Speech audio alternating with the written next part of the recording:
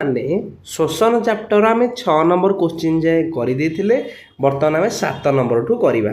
ବୁଝି ହେଉଛି ତ? ପ୍ରଥମ କ୍ୱେଶ୍ଚିନ୍ ଦେଲା ଇଲେକ୍ଟ୍ରନ୍ ପରିବହନ ସଂସ୍ଥାର ଆମେ ବିବରଣୀ ଦର୍ଶାଇବା। ବୁଝି ହେଉଛି ତ? ତାହେଲେ ପିଲାମାନେ ମାଇଟୋକଣ୍ଡ୍ରିଆର ଅନ୍ତଃଝିଲ୍ଲୀରେ ଇଲେକ୍ଟ୍ରନ୍ ପରିବହନ ସଂସ୍ଥା କାର୍ଯ୍ୟ କରିଥାଏ ଏବଂ ଏହି ସଂସ୍ଥାଟି ବିଭିନ୍ନ ପ୍ରୋଟୋନ ଓ ଇଲେକ୍ଟ୍ରନ୍ ବାହକ ଅଣୁ ଦ୍ୱାରା ମଧ୍ୟ ଗଢ଼ା ହେଲା। ସହକାରକ NADH2 ଓ FADH2 ଅଣୁ ପ୍ରକ୍ରିୟାକରଣ ହୋଇ ATP ତିଆରି ହୁଏ।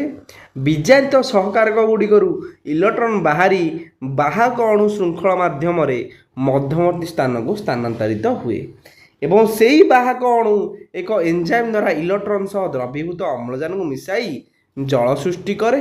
ଇଲେକ୍ଟ୍ରନ୍ ଗତି ଦ୍ୱାରା ଦୁଇ ଝିଲ୍ଲୀ ମଧ୍ୟସ୍ଥ ଅନ୍ତର୍ବର୍ତ୍ତୀ ସ୍ଥାନରେ ପ୍ରୋଟୋନ୍ ଜମା ହୁଏ। ଏହା ପ୍ରୋଟୋନ୍ ଗତି ସକ୍ଷମ ବଳ ତିଆରି କରେ। ଏହି ବଳକୁ ଉପଯୋଗ କରି ATP ସିନ୍ଥେସ ନାମକ ଏନ୍ଜାଇମ୍ ATP ପ୍ରସ୍ତୁତ କରେ ହେଲା। ତାକୁ ଭଲରେ ବୁଝେଇଥିଲି ଆମର ବିଷୟ ଭିତରେ, ତେଣୁ ତୁମେ ଏଠି ନୋଟ୍ କରିକି ଭଲରେ ପଢ଼ିଦେବ। ବୁଝୁଛୁ ତ? ବର୍ତ୍ତମାନ ଆସିଲେ ଆମର ସର୍ଟ କ୍ୱେଶ୍ଚିନ୍। 8 ନମ୍ବର ପ୍ରଶ୍ନ, ବେଙ୍ଗ କିପରି ଶ୍ୱାସକ୍ରିୟା କରନ୍ତି? ତାହେଲେ ବେଙ୍ଗ ମୁଖ ଗହ୍ୱର ଓ ଫୁସ୍ଫୁସ୍ ଦ୍ୱାରା ଶ୍ୱାସକ୍ରିୟା କରେ। ଶୀତ ଶୁକ୍ତି ସମୟରେ ବେଙ୍ଗ ଚର୍ମ ଦ୍ୱାରା ଶ୍ୱାସକ୍ରିୟା କରେ ଏବଂ ବେଙ୍ଗ ଲାର୍ଭା ଅବସ୍ଥାରେ ଗାଲି ଦ୍ୱାରା ଶ୍ୱାସକ୍ରିୟା କରେ ହେଲା। ମନେ ରଖିତ ସବୁତକ କେଉଁ ଅବସ୍ଥାରେ କେମିତି ସେ ଶ୍ୱାସକ୍ରିୟା କରେ। ଖରେ ଉଦ୍ଭିଦର ଶୋଷଣ ପ୍ରକ୍ରିୟା କିପରି ସମ୍ପାଦନ ହୁଏ? ଉଦ୍ଭିଦ ବିସରଣ ପ୍ରକ୍ରିୟା ମାଧ୍ୟମରେ ପରିବେଶରୁ ବାୟୁରେ ଥିବା ଅମ୍ଳଜାନ ଗ୍ରହଣ କରିଥାଏ। ଟିସ୍ୟୁଯୁକ୍ତ ବିଭେଦନ ହୋଇନଥିବା ନିମ୍ନମାନର ପତ୍ରବିହୀନ ଉଦ୍ଭିଦ ନିଜ ଶରୀରର ଉପସ୍ଥିତ କୋଷ ମାଧ୍ୟମରେ ପରିବେଶରୁ ଅମ୍ଳଜାନଯୁକ୍ତ ବାୟୁ ସିଧାସଳଖ ବିସରଣ ଦ୍ୱାରା ଗ୍ରହଣ କରିଥାଏ।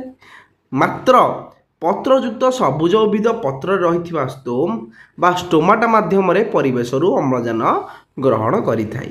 ଷ୍ଟୋମାଟା ବାଟ ଦେଇ ଅଙ୍ଗାରକାମ୍ଳ ଓ ଅମ୍ଳଜାନ ଗ୍ୟାସର ମଧ୍ୟ ବିନିମୟ ହୋଇଥାଏ। ଗରେ ଶୋଷଣର କାରକ ଗୁଡ଼ିକ କ'ଣ? ପିଲାମାନେ ଶୋଷଣର କାରକ ଗୁଡ଼ିକ ହେଉଛି ଅମ୍ଳଜାନ, ଅଙ୍ଗାରକାମ୍ଳର ସାନ୍ଦ୍ରତା, ଖାଦ୍ୟ ଉପାଦାନର ପରିମାଣ, ତାପମାତ୍ରା ଓ କୋଷରେ ବିପାଚକର ଉପସ୍ଥିତି।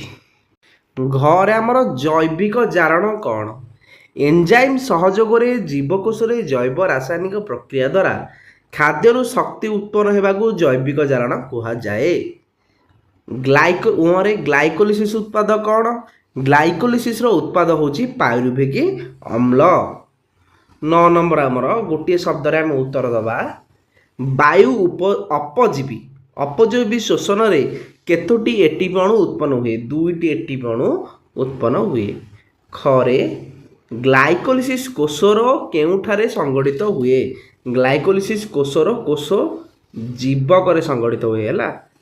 ଏଇଟା ହେଲା କୋଷ ଜୀବକ, ବିକନ କୋଷ ଜୀବକ ଛାଡ଼ି ଯାଇଛି। ଗରେ ବେଳେବେଳେ ଆମେ ପେଶୀକୋଷର ଅମ୍ଳଜାନ ଅଭାବରେ ପାଇରୁଭେଟ୍ ଅଣୁ ଭାଙ୍ଗି କେଉଁ ଅମ୍ଳ ପରିଣତ ହୁଏ? ଲାକ୍ଟିକ୍ ଅମ୍ଳ ପରିଣତ ହୁଏ। ଘରେ ଆମର ପୃଷ୍ଠକୋଷୀୟ ପତ୍ରରେ ଷ୍ଟୋମାଟା କେଉଁ ଭାଗରେ ରହିଥାଏ? ପୃଷ୍ଠ ଭାଗରେ ରହିଥାଏ। ରେ ମଣିଷ ଫୁସ୍ଫୁସ୍ ମଧ୍ୟକୁ ବାୟୁ ପ୍ରବେଶ ପ୍ରକ୍ରିୟାକୁ କ'ଣ କୁହାଯାଏ? ଯେଉଁଟା ଆମେ ପ୍ରବେଶ କରୁଛେ ସେଇଟା ପ୍ରଶ୍ୱାସ, ଯେଉଁଟା ଛାଡ଼ୁଛେ ଏଇଟା ହେଲା ନିଶ୍ୱାସ। 6 ନମ୍ବର ସାଇଟ୍ରିକ୍ ଅମ୍ଳ ଚକ୍ର କୋଷର କେଉଁ ଅଙ୍ଗିକାରେ ହୁଏ? ମାଇଟୋକଣ୍ଡ୍ରିଆର ମ୍ୟାଟ୍ରିକ୍ସରେ ହୁଏ। 6ରେ ଇଲେକ୍ଟ୍ରନ୍ ପରିବହନ ସଂସ୍ଥା ମାଇଟୋକଣ୍ଡ୍ରିଆର କେଉଁ ଅଂଶରେ ଥାଏ? ଅନ୍ତଃଝିଲ୍ଲୀରେ ଥାଏ। ନେକ୍ସଟ ରେ ଆମର କୋଷୀୟ ଶୋଷଣରେ କେଉଁ ପ୍ରକ୍ରିୟା ବାୟୁ ଉପଜୀବୀ ଓ ବାୟୁ ଅପଜୀବୀ ଶୋଷଣରେ ଦେଖିବାକୁ ମିଳେ? ଗ୍ଲାଇକୋଲିସିସ୍ ପ୍ରକ୍ରିୟା ଦେଖିବାକୁ ମିଳିଥାଏ। 10 ନମ୍ବର ପ୍ରଶ୍ନ ପିଲାମାନେ କରେ ଦେଇଛି ଶର୍କରାର ରାସାୟନିକ ସଂକେତ ଅଟେ। ପିଲାମାନେ ଶର୍କରାର ରାସାୟନିକ ସଂକେତ ହେଉଛି C6H12O6। ବୁଝି ହେଉଛି ତ? ତାପରେ ଖରେ ଗ୍ଲୁକୋଜ ଭାଙ୍ଗି ଏଟା 3 ଅଙ୍ଗାରକ ବିଶିଷ୍ଟ 2ଟି ପାଇରୁଭିକ୍ ଅମ୍ଳରେ ଅଣୁରେ ପରିଣତ ହୁଏ। କେତେ? 3। ଗରେ ଜୀବକୋଷର ଶକ୍ତି କେନ୍ଦ୍ର ହେଉଛି, ଏଇଟା ହେଲା ଆମର ମାଇଟୋକଣ୍ଡ୍ରିଆ ହେଲା। ଏଇଠି ଆନ୍ସର ମୁଁ ଦେଇଦେଉଛି। ଜୀବକୋଷର ଶକ୍ତି କେନ୍ଦ୍ର ଆମର କ'ଣ? ମାଇଟୋକଣ୍ଡ୍ରିଆ। ତାପରେ ଘରେ ପତ୍ରର ଡ୍ୟାସ୍ ଦେଇ ଉଦ୍ଭିଦରେ ଗ୍ୟାସ୍ ବିନିମୟ ହୁଏ? ପତ୍ରର ଷ୍ଟୋମାଟା ଦେଇ। କ'ଣ? ଷ୍ଟୋମାଟା ଦେଇ। ରେ ଶୀତ ଶୁତି ବେଳେ ବେଙ୍ଗ ଡ୍ୟାସ୍ ଦ୍ୱାରା ଶ୍ୱାସକ୍ରିୟା କରେ ହେଲା। ଶୀତ ଶୁତି ବେଳେ ବେଙ୍ଗ ଚର୍ମ ଦ୍ୱାରା ଶ୍ୱାସକ୍ରିୟା କରେ। ତାପରେ ଆମର ଚରେ କ'ଣ ଇଷ୍ଟରେ ସୁରାସାର କିନନ ହୁଏ ହେଲା। ଏଇ ତ ଆମର ସବୁତକର ଆନ୍ସର ଏଇଠି ଅଛି। ପିଲାମାନେ 11 ନମ୍ବର ହେଲା ଶବ୍ଦପୁଞ୍ଜକୁ ବଦଳାଇ ଠିକ୍ ଉତ୍ତରଟି ଆମେ ଲେଖିବା। ତାହେଲେ ଠିକ୍ ଉତ୍ତରଟିକି ମୁଁ ଲେଖିଦେଇଛି, କୋଶ୍ଚିନ୍ ବହିରେ ଅଛି ଆମର। ତାହେଲେ ମଣିଷର ଫୁସ୍ଫୁସ୍ରୁ ବାୟୁ ପ୍ରସ୍ଥାନକୁ ଆମେ ନିଶ୍ୱାସ କହିଲେ ପ୍ରଥମଟା ଠିକ୍।